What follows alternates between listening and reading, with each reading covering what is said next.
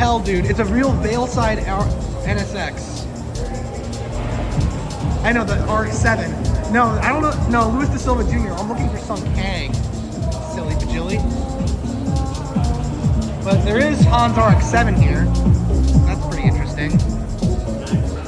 Holy crap, guys. This is just the line for the merch. Because I just learned that Sung Kang's gonna be out in like half an hour, so I gotta have something more than the race product catalog signed by him. I gotta get like a poster or something neato like that, so, you know. At least I got some cool shit to look at. Look at this thing.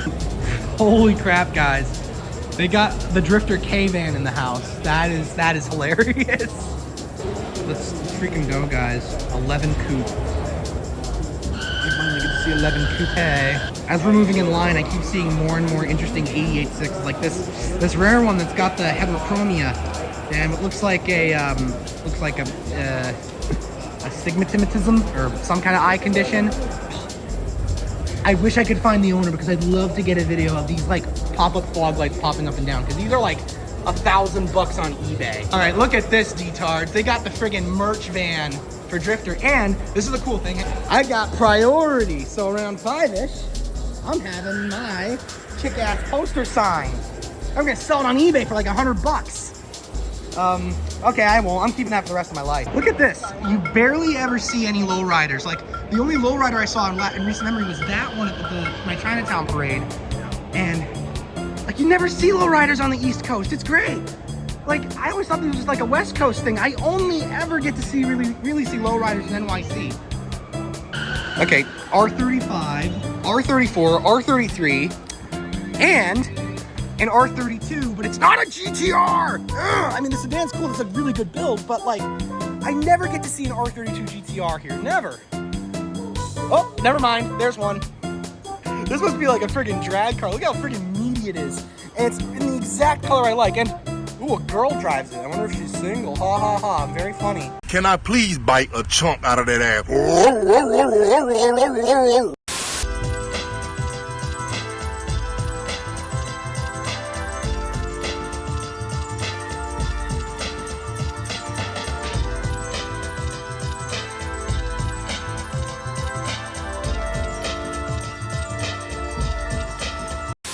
What the heck? Okay, this is completely out of place. The Pontiac. Are you sure this is a Pontiac? This looks like more like a, I don't know. Is it a truck? Is it a freight train? What the heck? They took a sedan body, then they put a truck bed. What? This is wild, gang. And it's got semi-truck wheels. What? I am genuinely at a loss for words. This is unhinged. This is like the most unhinged thing here. Yeah, look at this. The side skirts, they just put it under there when it's at shows. Now, this may look like a 3000 GT-VR4, and unfortunately, in my opinion, the one with the ugliest front end, but it's special. It's right-hand drive. It must be from England. Margaret Thatcher. Look how much crap it says. Is this decal factory showing how much power you're making and what your engine specs are? They literally included like the Corvette boomer board right on the side of your car.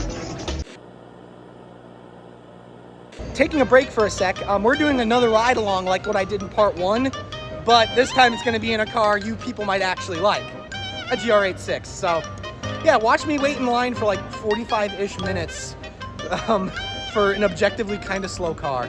Holy crap, guys, look at how long the line is just for the GR86. Like, for example, that line right there, that is just for like the 4Runner or something. One eternity later. All right, we're manual. Nah, I'm kidding, it is what it is. They should put me on this job, I know how to drive stick shift. Hi, Dad. Hey, Dad, right there? Yeah, right there, okay. Give him a show, man.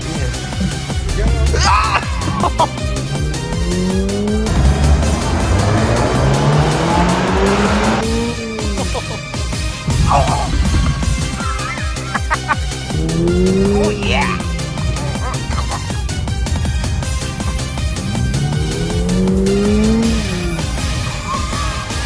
Alright, well that was a experience. In my opinion, the GR86 is way better in terms of handling.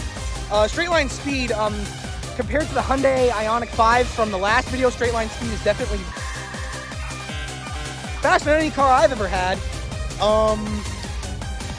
If I'm honest, I would have some situation where the Ioniq 5's the daily to deal with New England weather, and the GR86 is a fun car, perfectly with stick. Although, maybe I'd get something older for funsies, but yeah, that's it. If you want to see my experience in an electric car ride-along thing, go watch part 1. Now, back to your regularly scheduled old 90s shitboxes.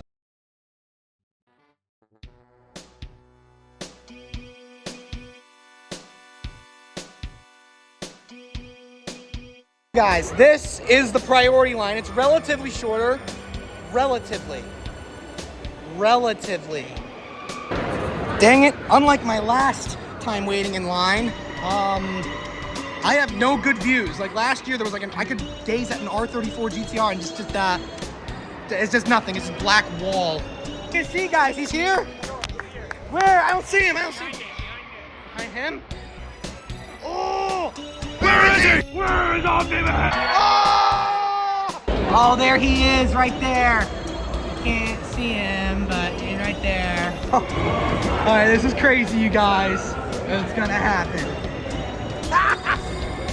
Subscribe to Dita on YouTube. I don't think he's gonna hear that. That's not going in the video, unfortunately. That's a shame. All right, D-tards, a photo is coming in 3, 2, 1.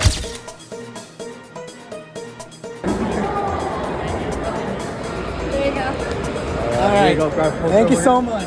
Very nice. Oh, thanks to the rubber band. And there we go. Very good. That was great. Unfortunately, I couldn't get him to say something funny and stupid, but hey, he's a busy man. You know, check out part 1 of my New York Auto Show video where I show you all the boring modern stuff. But yeah, I'm pretty sure next year I know what I'm gonna do to top it. Stay tuned for that, D-tards. Don't forget to something.